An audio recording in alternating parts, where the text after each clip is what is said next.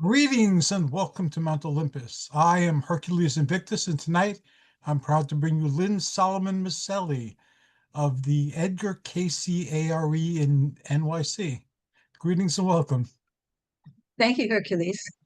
Nice to be here. So tonight we're going to be talking about Edgar Cayce's prison program. For anybody out there who doesn't know, sometimes there are people who actually don't. Edgar Cayce was an American psychic and mystic who lived from 1877 to 1945 and gave over 14,000 psychic readings on topics ranging from health and healing to reincarnation and karma, ancient cultures, technical inventions, and prophecies for the future. So it covers a very wide range. And the organization that preserves and shares all this information is the ARE, the Association for Research and Enlightenment. My guests tonight are Judith Stevens and Suzanne O'Neill, both of whom work at the National ARE in Virginia Beach, Virginia. And we're going to be talking about Edgar Cayce's prison program, or ARE's prison program. But first, we're going to talk a little bit about Edgar Cayce's own experiences with the justice system of his time, which he did have a couple of run-ins with. So let me first introduce our speakers, our guests. Judith Stevens has been a student of the Edgar Cayce readings for over 50 years, has served on the staff of the ARE in Virginia Beach for over 30 years. She's currently the National Outreach Facilitator for ARE. She's also a writer, poet, musician, and yoga instructor in her spare time. So, hi, Judith. Nice to see you here. Well, good to be here. And Susan O'Neill is the coordinator of the ARE prison program. She's been a student of the Cayce readings since high school. She started out with the program as a volunteer, as a mentor, corresponding with incarcerated seekers, and then took on other volunteer duties with the program, and finally was hired to coordinate the whole program. So welcome, Suzanne, and glad to have you here. Thank you. I'm glad to be here. So from the Cayce biographies, there are three main biographies that were written of Cayce. Although Cayce was not ever in prison, he was arrested twice. I personally think it was unjust, but he did spend a night or so in jail. So let's start with that, because I think they're kind of interesting stories. Judith or Suzanne, could you tell us about that? The first arrest was in New York City, right? It was. The first arrest was in New York City, and it was November the 17th in 1931. And there were some very big headlines. I don't know if you can see these articles, but testimony shows Cayce tried on merits alone. So that was interesting. What happened the first time that he was arrested is that he and Gladys and Gertrude were in New York giving readings. Let's explain who Gladys and Gertrude are. Yes, Gladys was his lifelong secretary and Gertrude his wife of many years. So the three of them often traveled together because Gladys took shorthand and, she had all the equipment to catch everything that he said. And so that was it. They were there giving readings for people who had made appointments in New York. And one of the people that came in to get a reading, he said that they were practicing medicine without a license. That's what he accused them of doing. And he told the judge that they had made promises to him for curing someone, which was not true. And the people's witnesses, who were Mr. Cayce, Mrs. Cayce, and Gladys, each had a turn on the stand telling their story. And I like to think that the judge was a level-headed, fair-minded person who, after looking at the quotes and reading the charter of the ARE and getting an idea, reading the background information, he was able to see that this was not so, because a policewoman came to the hotel with an assumed name and pretended to need a reading. Everything that she said was a lie. None of it was true. Mr. Cayce lay down. He gave the reading, and then they were arrested. And the policewoman said that she did not sign a document making her a member of the ARE, but we know that's not true because anyone who got a reading had to sign it. You had to be a member of the association in order to get a reading. And so it was conveniently lost in the shuffle, but Gladys and Mrs. Cayce both testified that they had offered it, had it signed, it was on the desk. So this woman brought in her partner, who was another female detective, and they were both talked to by the judge and the attorneys. There was a lot of repetitive. I just finished reading the entire case. It's in the work readings, 254-59, and just wanted to get familiar with it myself. And a lot of repetition in the questioning, but at the very end, this is what the judge said, which I think was so incredible. He said,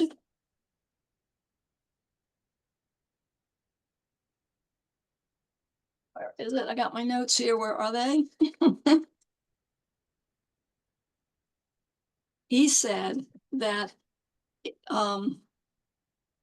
to hold these defendants guilty in violation of Section 899 of the Code of Criminal Procedure would be an interference with the belief, practices, and usages of an incorporated ecclesiastical governing body or the duly licensed teachers thereof, and they are discharged.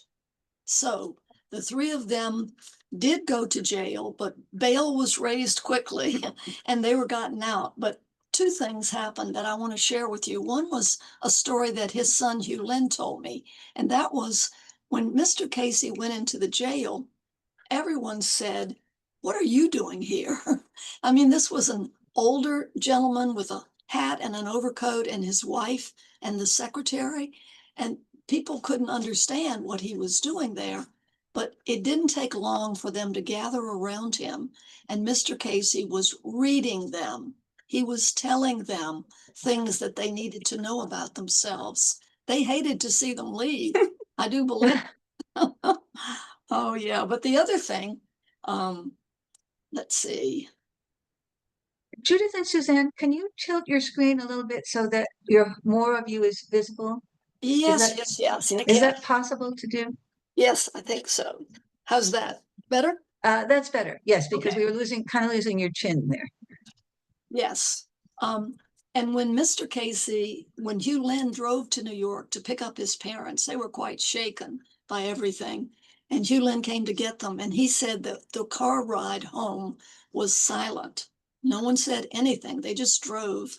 And suddenly, Mrs. Cayce said in a small voice, "Edgar, what is an ecclesiastical governing body of a duly licensed incorporated organization?" And he said, "It's wonderful. It's wonderful," which I think is a lovely story. Yes. So that was the first time. That happened in 1931. Only 4 years later, they were in Detroit, and they went to Detroit to meet with a group of doctors who wanted to talk about certain cases that Mr. Cayce had read for, and they wanted to investigate them a little further.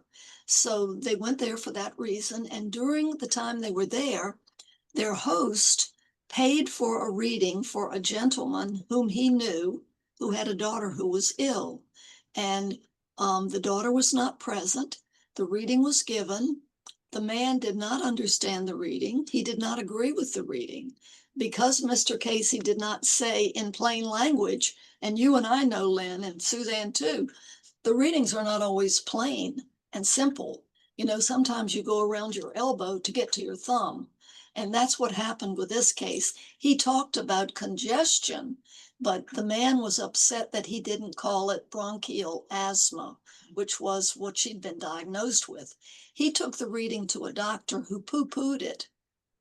which happened a lot, of course, in those days. If a person wasn't sympathetic to this kind of work, it didn't have any meaning for them.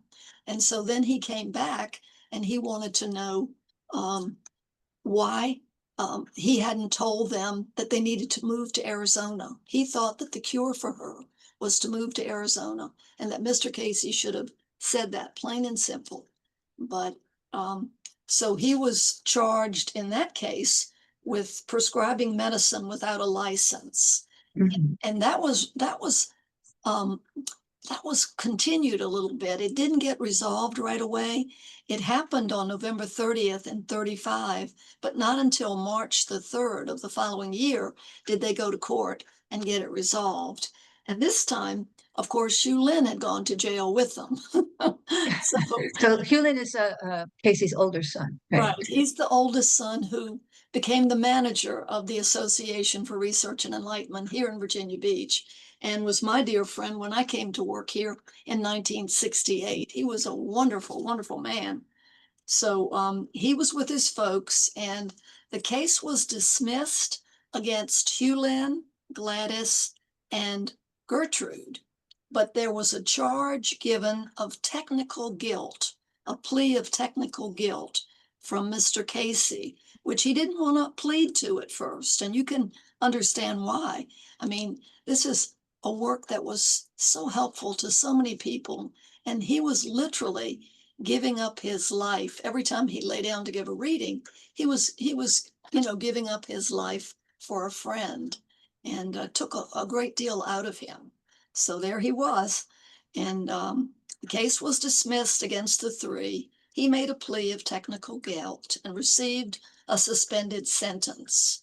And it was beautifully handled. Hewlin wrote to the members and he asked for prayers for Mr. Mitchkin and his daughter, and said that the best thing we could do was to kind of move past it. And that's what they did. But it's so interesting. He was always interested in prisons, and even, I think, visited some in the early days. I wasn't able to find that information to verify dates and times and places, but yes, he was involved in that. And so, when I came to work here in 68 and saw those letters coming in from prisoners and nobody was answering them, I went, wait a minute, we got to answer these letters. So I started taking them home and answering them. We started the prison program in 68, but it wasn't recognized until 72. And then we've had a succession of coordinators. Suzanne is the latest. Yeah, I read somewhere that Edgar Cayce, as a young Bible student, would go and visit prisons in his area, Yes, where in he grew up. Kentucky. Yes, in I think Kentucky. I think he took his Bible class too, to prisons. of his Bible class. Yeah.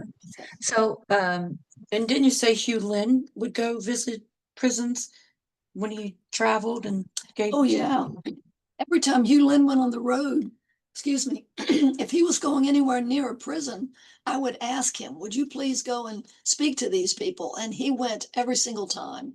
He loved to go to the prison because he felt like he was taking important material to people who otherwise might not get it. well, they probably wouldn't. They probably wouldn't get that material. So now, Suzanne, you started out with the prison program as a mentor, corresponding with inmates. So tell us about that. What is that like? I think it's one of the most rewarding things I do. I found out about the program here, and so I called and I got signed up. And initially I had one mentor, and he was serving a life sentence, and he didn't know anything about Edgar Cayce, but he had received There's a River from somebody in his cell group. And he was really moved by it. He thought the philosophy section was life-changing for him.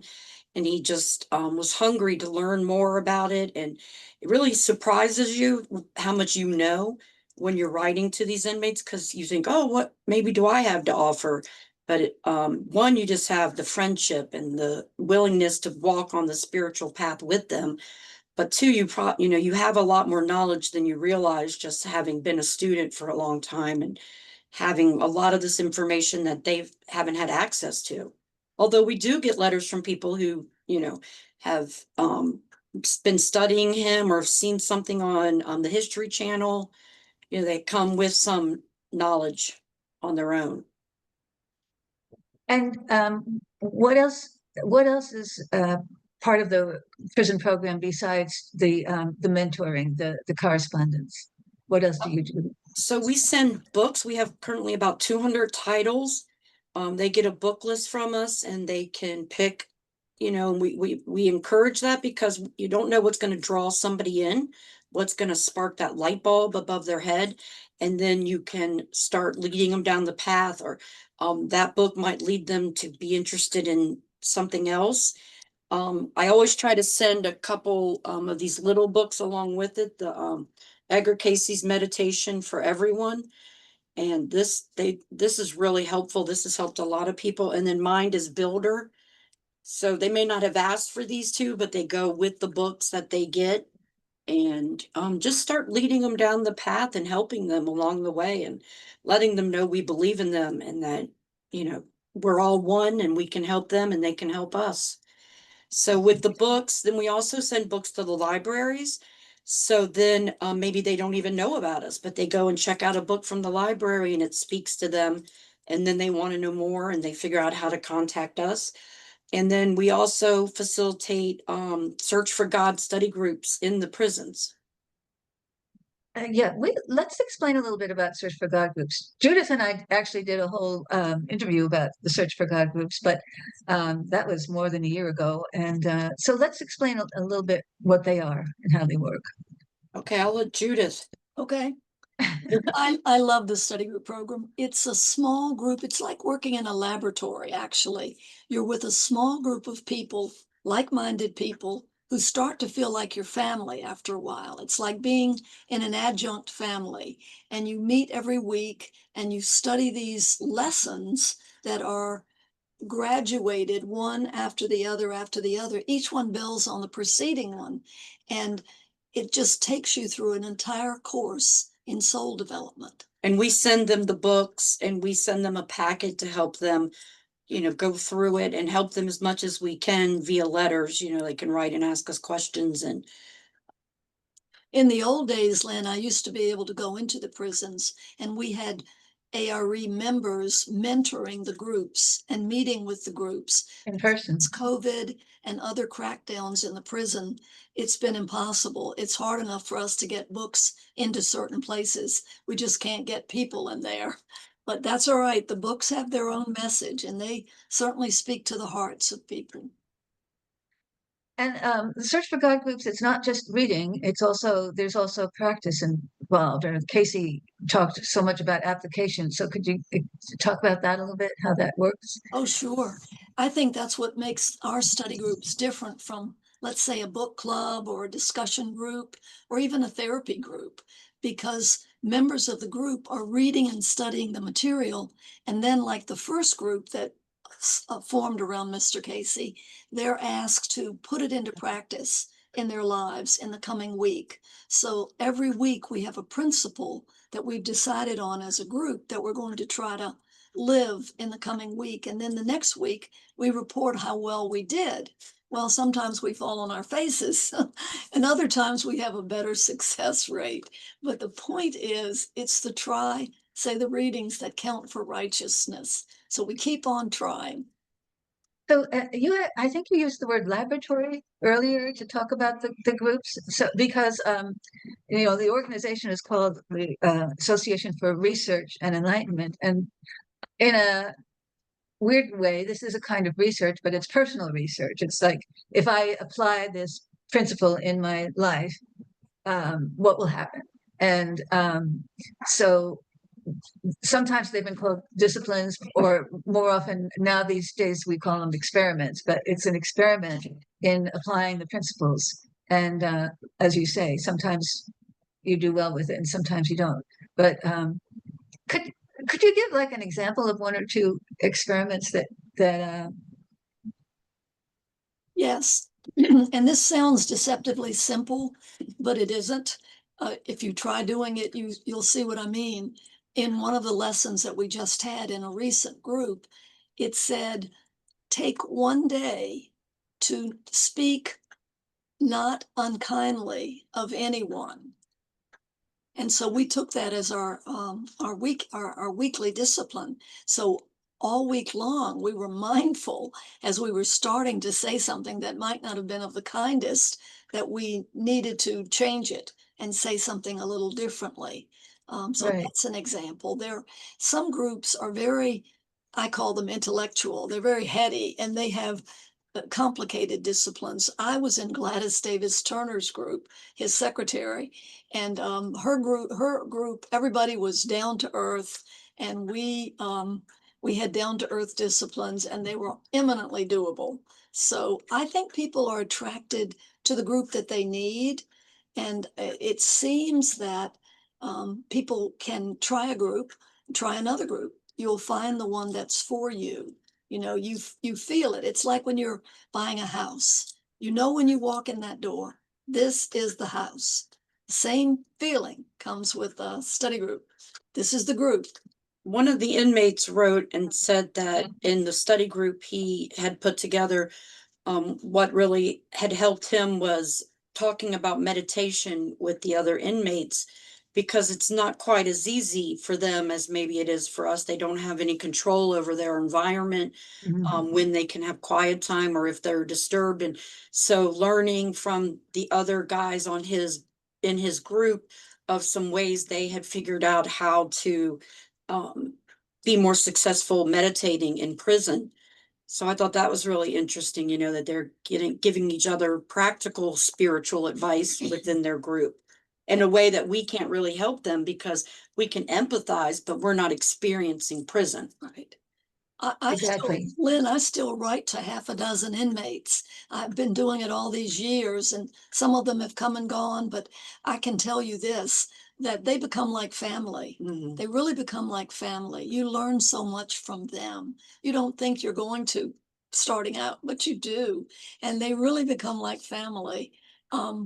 Oftentimes when they get out of prison, they show up here. They don't always tell us they're coming. We'll go to meditation and there'll be a strange young man or woman, and they will approach us and introduce themselves and say, I was in such and such a prison and you sent me books. I just came to say thank you. They come here to say thank you. And That must be so wonderful. this is a book called Unlocking Hope that Suzanne can send anybody who needs a lift, because these are letters from inmates all over the world, and they are talking about how the work has changed them and helped them. And their letters are so inspirational. Let me just read a little tiny bit of one of them. Here's a guy who says, let's see, he's in Miami, Florida. One of the reasons I'm greatly interested in the writings of and about Edgar Cayce is my wife. She was diagnosed with cancer. It was through the writings of Edgar Cayce that she learned about almonds. She has been cancer-free for years now. And of course, he's referring to the reading that Mr. Cayce said that 3 almonds a day would keep cancer away. Right. And that it was healthier than an apple for some people. And this guy, he is in, where is he? Texas. We have a lot of inmates in Texas, a lot of prisons there. I'm currently serving a 9-year prison term, and I truly want to spend this time getting to know my Creator in hopes that I may get to know myself and my calling. My story is the same as every other inmate. I was in search of something without knowing what that something was. That says it, doesn't it? And that's, people inside or outside prison, we're all searching for something. I guess that's why they named the book Search for God. It wasn't that God was lost. It was that we're in a searching mode. So, so the groups, the Search for God groups, not every inmate who's in your program necessarily joins a group, but whether they join a group or not, the groups meditate together. The Search for God groups meditate together, and presumably at least some of the inmates that you correspond with try to work on meditating on their own once they've gotten familiar with the material. So that right there is probably a major change in lifestyle and philosophy. And Lynn, they have to meditate at 2 a.m, 3 a.m, the only time when prison is even reasonably quiet. It's never totally quiet. It's always noisy there. But the guys I've been writing to, they're keeping a 2 and a 3 a.m. meditation period where they get up, meditate, and go back to sleep. And I am so admiring of that. Well, didn't Cayce, didn't he sort of recommend 2 a.m. or there was a story about him He did.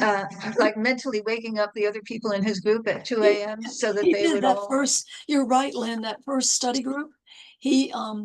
They couldn't decide what time they should all meditate together. They were going back and forth. So Mr. Cayce settled it. He said 2 a.m.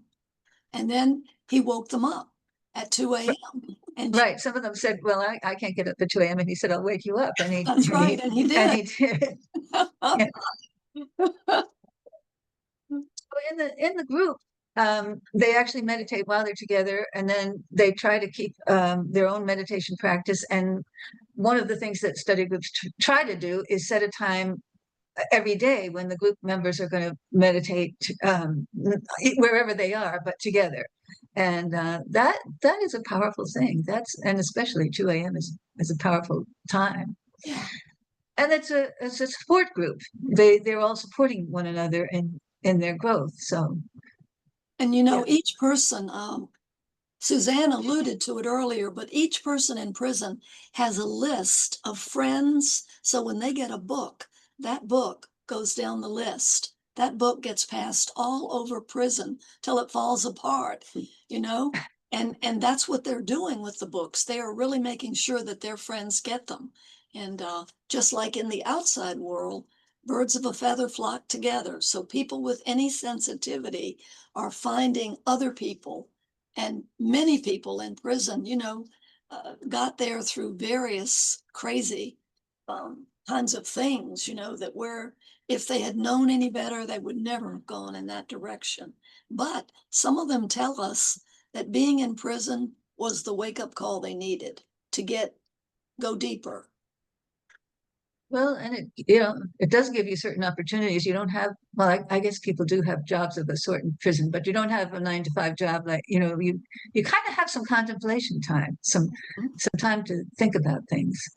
I really like the thought of them sharing their books, or when they write in and they say they were in solitary and another guy next to them told us about them, because I love the thought of it spreading light through prison and raising the vibration of the prison, because they're doing a kindness for other inmates. That's starting the practice before they might even realize they're starting to practice. Yeah, that's, and how do the prison administrations feel about all this?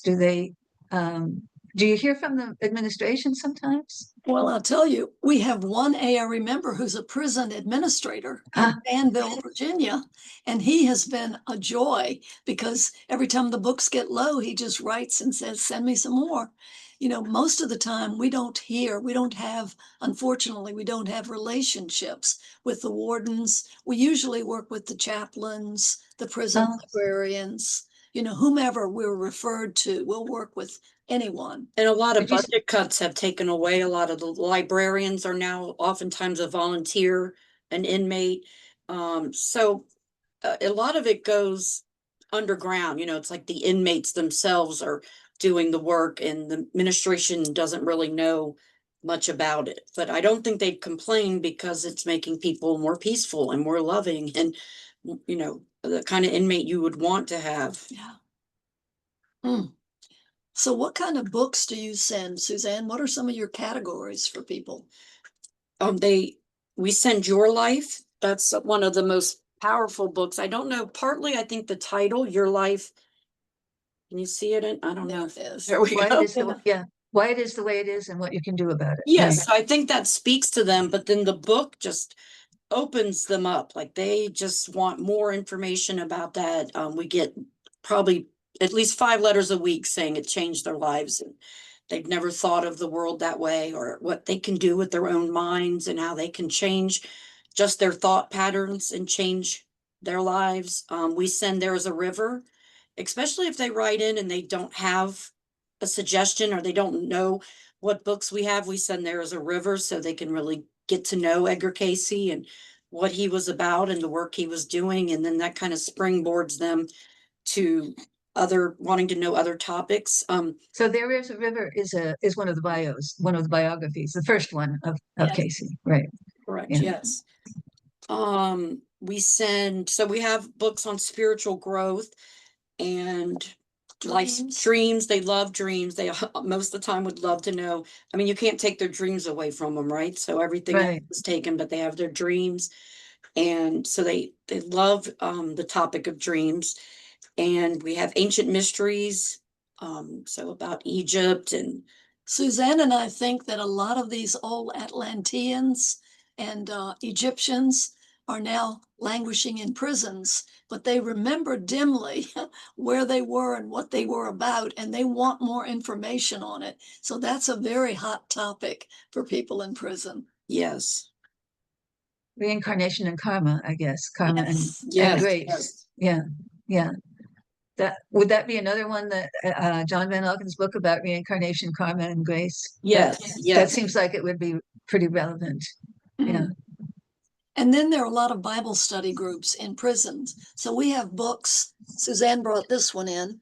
We have books that deal with the Bible. This is called Sacred Journey. And this has been very helpful to a lot of our inmates. One of our board members, Kathleen Welsh, wrote this, who lives in Virginia Beach. She's a good writer and she's working on a new book about a search for God. So I'm anxious to see it when it comes out. And we just got a letter that last week saying the inmate said the Sacred Journey changed his life. So I was able to send her a copy of it because as an author, who wouldn't love to get to hear that? Right. So, yeah, we haven't talked about that, but too much, but Edgar Cayce was a student of the Bible, and he read the Bible through every year of his life. But when he was about, I think, 12 or 13, he read it through 12 or 13 times so we would catch up. And then after that, he read it all the way through every year of his life. And some people say that he actually knew large portions of it by heart. And so he would have been aware of the fact that the Bible actually talks a lot about, in a number of places, about visiting prisoners. And I picked out a verse here that I thought was relevant. It's Hebrews 13:3. Continue to remember those in prison as if you were together with them in prison, and those who are mistreated as if you yourselves were suffering. That seemed to me like something that people need to hear these days. Yeah. But Cayce would have been aware of all those kinds of references in the Bible about visiting the prisoners and so forth. I'm so glad you had that quote, Lynn. I have this one from the readings. It's 3121-1. As oft as you contribute then to the welfare of those less fortunate, visit those imprisoned, rightly or wrongly. You do it to your Maker. For truth shall indeed make you free, even though you be bound in the chains of those things that have brought errors or the result of errors in your own experience. Isn't that lovely? Yes, and I like that it says visit those who are in prison justly or unjustly. So it's like nobody is a throwaway. Nobody is No. well, nobody's necessarily beyond reaching, or it's up to them whether they want to be reached or not. So, A friend once said to me, we've all been monks and we've all been madmen. And that pretty much sums it up. We've all gone through this evolutionary process and, had our times. And we all have life lessons that we've chosen so we can learn in this life. So I don't see theirs any different than mine, say, losing my mom at 24. they maybe committed a crime so they can learn this life lesson. I don't see it as anything that I need to judge them about. It's just the same as what I'm going through, just in a different form.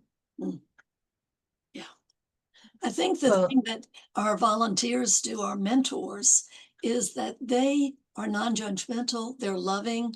The inmates at first are a little wary because they're used to the prison game, which is you've got a motive. Whatever's happening, there's a motive.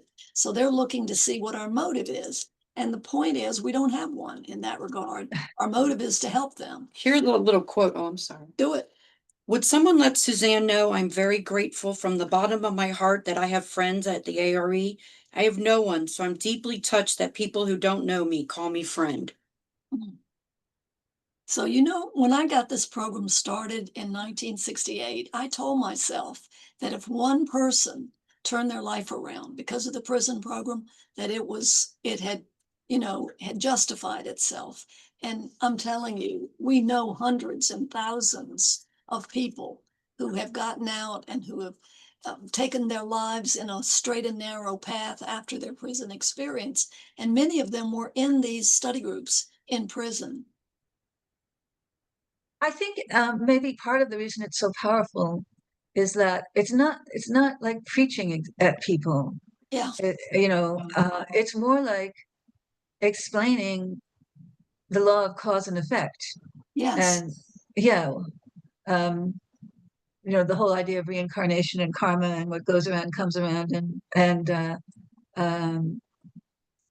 what you're doing now is going to build what happens to you in your in your next, well, later on in this lifetime, but also in your next lifetime or lifetimes. So I also think that in the work readings, Casey said he hoped that the hospital would be a place of hope and help.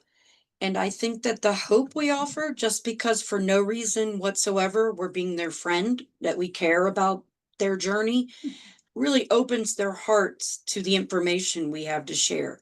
Because, like she said, there's no ulterior motive. Like, they can't believe that volunteers come in and take time out of their busy lives to just write them a note. Like, it really touches them in a way that they haven't been touched in their lives before. And it really opens their hearts then to learn and get on the spiritual path. Because, hey, why not listen to this person? They don't want anything from me other than to be here for me. So it really helps, I think. Kind of like AA, when they say you have to hit rock bottom before you can make change. Yeah. It's kind of like a lot of these men and women have hit their rock bottom, and we've reached our hand in and said, hey, let us be your friend. Let us help you. Like, we're here for you, like you're here for us. We're all one. Well, here's a guy in a federal correctional institute who writes, as I struggle through my prison sentence, looking for meaning, purpose, and redemption, I think that your organization in the spirit of Edgar Cayce himself could be very valuable and life-changing for me as I try to put the pieces of my own life and family back together. do you have other favorite letters from some of your correspondence? Oh, every time Suzanne collects the best letters, and every time we do the magazine, we have a section in the outreach page for Suzanne's letters that are always uplifting and heartfelt. And I have a particular one that stands out to me.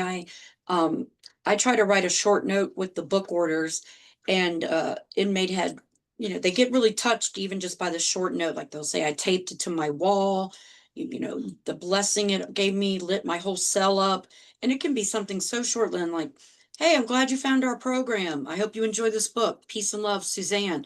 And that knocks them out just to get, some human contact like that. So an inmate wanted to get a mentor. So I sent him the paperwork you have to fill out for that. And then when he wrote back, he said he was getting out in 8 weeks. So I was like, well, I don't want to assign him a mentor because he's getting out, and we have more mentees than we have mentors. So we have a wait list. So I just wrote him. And then he wrote me back, and he said that he had just finished a 6-month program for emotional, awareness program. And they had a graduation and people could bring their spouse or their family that, from the outside could come in. And he said he didn't have anybody. And he said he wasn't the only one, but man, was it lonely. And he sent me his only copy of his brochure with his name in it, the program from the graduation. He sent me his copy of his speech. And he's like, I hope you don't mind me sharing this with you. And then he told me the whole story. And like, at first I kind of started crying because I was like, oh, this, he didn't have anybody. And then I turned it around and I was like, wait a minute, he did have somebody. He had me, because he thought about, sending it to me and knowing that I would care enough to take an interest in it. And then a coworker was walking by and I told her, and she's like, oh my gosh, tell him that his ancestors were there. And then, and then another coworker walked by, Dina, who actually used to coordinate this program before me. And she's like, I want to print him a certificate. So now he went from 0 to 3 people who cared that he just graduated this big program. And so that was really powerful to me, because I was so thankful that God gave me the opportunity to be that one person for him that cared enough that he went through this program and graduated. So he had a little cheering section there. And Yeah. Yes. yeah. And the people who become the mentors, we had to put something in place to be protective of them. So when they become a mentor, Suzanne sends them sample letters and they sign guidelines. The inmates also signed guidelines agreeing to the terms of the program. And then we match them up. But it's so interesting that the people, the guys who are writing, they're mostly men. We do have women in women's prisons. And my friend Evangelina Poggi, who recently passed on, was our Spanish department of the prison program. She translated all of our stuff into Spanish for the Spanish-speaking inmates and left a legacy, a wealth of information for us to continue using with them. And the mentors, they only use their first name. So the inmates never know their last name or what city they live in. All the information, all the letters are filtered through the ARE. Everything comes here. So it protects them in that way. And if a mentor is a little bit even more cautious, they can use a fake name. And it's not because we fear that the inmates are going to do something, but it just is a safety net, and it makes the mentors feel freer, with corresponding, that they know that their identity is protected. Lynn, the I think I mentors- probably have been in prison because I have never felt scared or intimidated or anything by it. I just jumped in with both feet, and I have probably been in a prison situation. And when I started researching it, I found that the poet E.E. Cummings was imprisoned and wrote a book called The Enormous Room about his prison experience. Anwar Sadat, before he died, he was in prison. So many famous people have been in prison, many of them wrongly, but it's a wonderful growth experience if looked at in the right way. So what are some of those? So the mentors can be anywhere in the country, or even another country. Yeah, we have some in Europe. And but the correspondence goes to you and then to the inmate, and vice versa. It always goes through you. It's kind of like having a child that you support in another country. Very similar kind of system. So what are some of those guidelines for the mentors? That you said that they sign on to certain guidelines, and so do the inmates. What are some of They those? can't ask for money, or they can't ask for any, personal gain from the mentors, or their personal information, or to ask for photos. Of course, in prison, everybody wants a photo because it just is comforting to have something on your cell wall, I think. And so we tell people, if you're comfortable with that, do it. And if you're not, don't, and I know Suzanne does a lot of counseling off the record, because I always did too. People are calling and asking, well, he said this, how should I respond? Most people know intuitively how to respond. And if you work with them a little bit, their answer will come out, and it's always the right answer. So, yeah. And what have been your most powerful or moving experiences with this program? That might take a moment to think about. I think it's a never ending job because we get between 300 and 400 letters a month, and that's growing now that the program's back up on its feet. And it's a lot of work, and lovingly so, but it feels like spirit always knows. And like we get so much love back, like so much, like I couldn't quantify it. It's like an avalanche of how many, like I pulled some letters today to read if we needed them, and these are just from the last month. Like that, it's not, even though the program's been officially around since 72, I could get enough letters for this podcast from 1 month. Just the gratitude that they send back to us, and it's so heartfelt, it's not phony.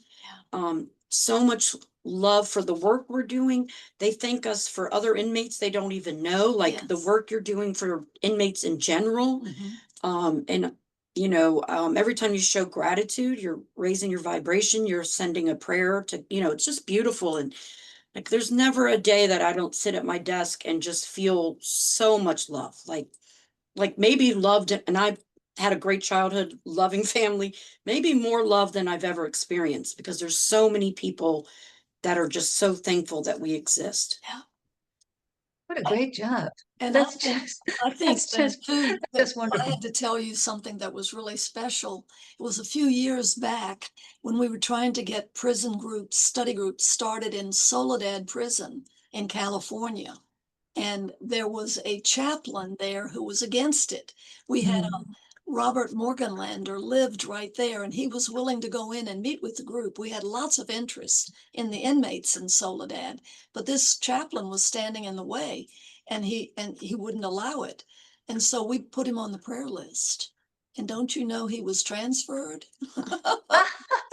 He was transferred. A new guy came in and he loved it. He wrote a review of the Search for God book. He thought it was great. He said that the prison staff should read it as well as the inmates. Wow. I wonder if he got any of them to read it.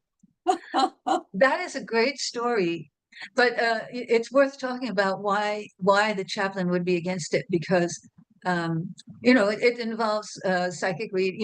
Edgar Cayce was a psychic. Yes. The material came psychically, at least some of the material in the Search for God books. Yeah.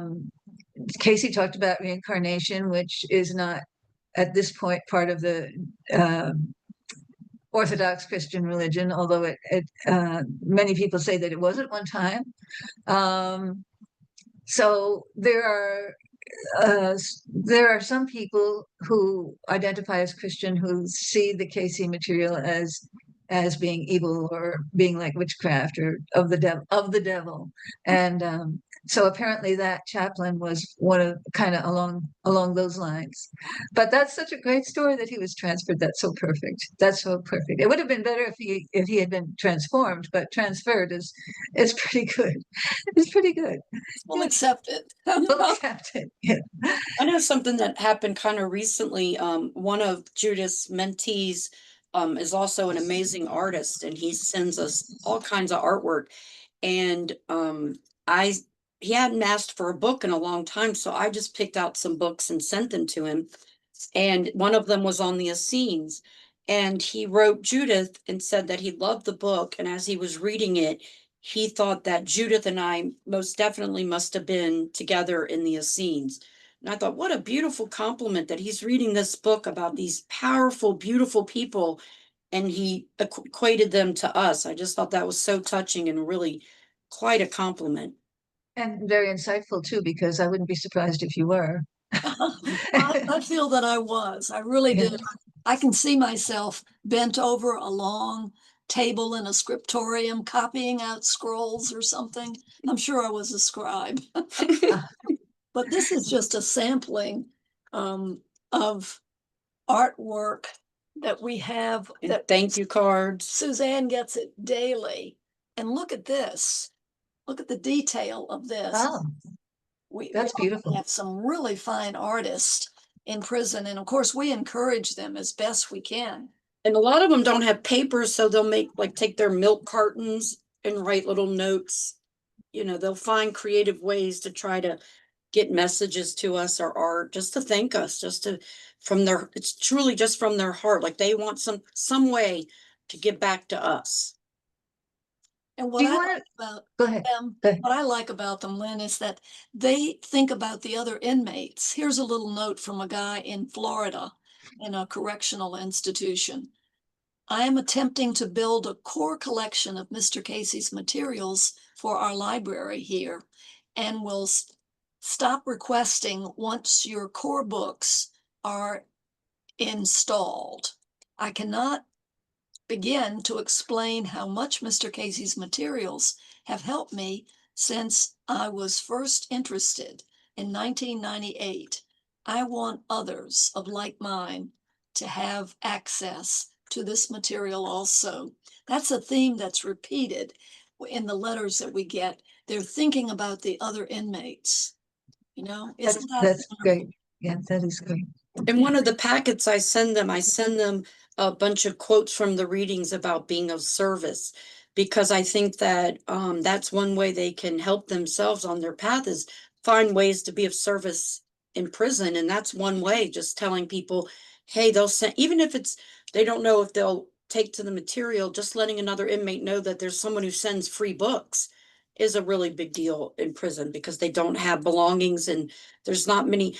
The prisons are cracking down on books that can get through, but because we have the ARE press, our books still get through, where a lot of other outreach programs are struggling to get books through because they don't want any third party. They just want like Amazon or Barnes and Noble.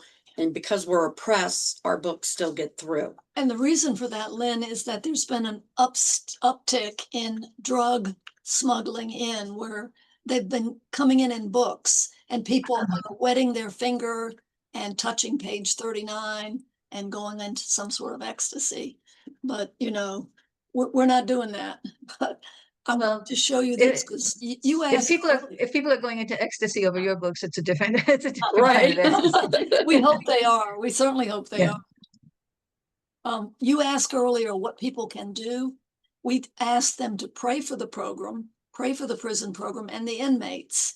And we asked them to consider becoming a mentor and getting the correspondence guidelines. And we asked them to think about donating their books when they're downsizing or moving and have to get rid of some books. We accept books and recycle them into prison libraries. And of course, we accept donations of any amount. I wanted to give you a final quote from a juvenile judge who said, the concepts from the Cayce readings, thinking of others, controlling negative emotions, and personal responsibility are all important things for young people to learn. I only wish there were more programs like this. That was a juvenile judge. Yes, over in Newport News, Judge Wheeler. Huh. We have a little more time. Suzanne, you said you had some letters there. Do you want to share a few more excerpts from those letters? Sure. I'm so happy I found you. I can't stop reading about Edgar Cayce's blessings he gave to us. I feel like I've been looking for the truth my whole life and finally found it. I thank you guys so much for the books you have sent me so far. I love learning about Edgar Cayce and his teachings, and I've learned so much from the books you have sent me. They are already changing my life in terms of how I view life and the universe and my actions and thoughts within it. I have a completely new understanding and outlook on life and in the universe in a much more positive way than I did before. And this isn't a mentee letter. This is just somebody writing a letter because we sent him books, and like they'll write us some pretty meaty letters. Wow. And are so grateful that like sometimes they'll just say thank you for taking the time to read it. Like they feel like life has been treating them so low that they don't even assume someone would read the letter they wrote, you know? Hello, I was extremely excited to hear from you guys. I read the EC Meditation for Everyone and followed the workbook, and it made me feel so much better. My body was less tense. My mind felt clearer. I felt lighter. My energy seemed to be charged, and I only spent 10 minutes, maybe 15, doing it. And that's that little book I showed you. And a lot of times they don't have paper, so this is just him writing on the form that we sent so he could get, that back to us. Thank you for taking the time to write. I started the 40-day prayer, and I see the world through different eyes since I started writing to you. Hello, I received a letter, and it found me smiling and excited for the first time in a long time. Thank you for doing this for me in the moment I'm most alone and isolated from most forms of comfort. Want me to read some more, or is that? Well, I think we get the general idea. Yeah. That's such a great job. I can't get over what a beautiful job that is that you have. I agree. If people were interested in being mentors, is there, besides the guidelines, is there any training or no? No, you just write from your heart. I have the inmates fill out a little interest form and write an introduction letter, and that just helps, springboard the mentors, give them a little something to go on to start writing, but it just naturally unfolds. I haven't really found anybody who's had a problem doing it. And sometimes we send the book that the inmates are raving about to the person writing to them, and they read it and discuss it together. That's really well. That's great. And sometimes mentors are reading a book that's Cayce adjacent, and it's not a book we have, so they'll order it and send it to me for me to send to the inmate, just because they feel so inspired by a certain book and they want to share it. So the donations of books that you accept are not necessarily only Cayce books. They would be other kinds of books as well. Any kind of literature, or is it all sort of spiritually oriented? Pretty much spiritually oriented. It could be, a lot of times we get parallel material, Gurdjieff Uspensky, we get a little bit of everything. But what we try to do is make sure that we're meeting the interest of the person that we're writing to. And sometimes it's a stretch. They want to know about black magic or Wiccan, and we can't help them. We don't have a file on that. We don't have stuff on that. They have to go to the public library for that. But we do all we can. Oh yeah, I could see where you wouldn't really want to send information on black magic. But they can send any books they think will work, and if we don't have a home for them, we'll make sure that they go somewhere, that's helpful. So besides donating the books, if people want to get involved, if somebody's interested in being a mentor, or if they know someone in prison who they would like to help connect with the program, or if they have access to a prison library, whatever, they want to reach you, how do people reach you? My email is prison@edgarcayce.org. And we better spell that, because a lot of times people spell Cayce differently. So why don't you spell that out? Prison, PRISON, @EDGARCAYCE.org. Okay. And if they called the ARE, they could get connected to me or Judith. So the number for the National ARE is 1-800-333-4499. Is that correct? Correct. Yeah. Okay. And Judith, how can people connect with you if they want to?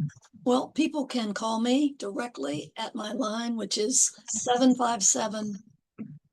757-457-7237, or they can email me at judith.stevens, STEVENS,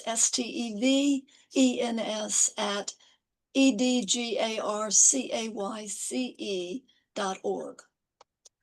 Okay. And if anybody out there wants to reach me, I can be reached at info@edgarcaycenyc.org. And I'll spell that too.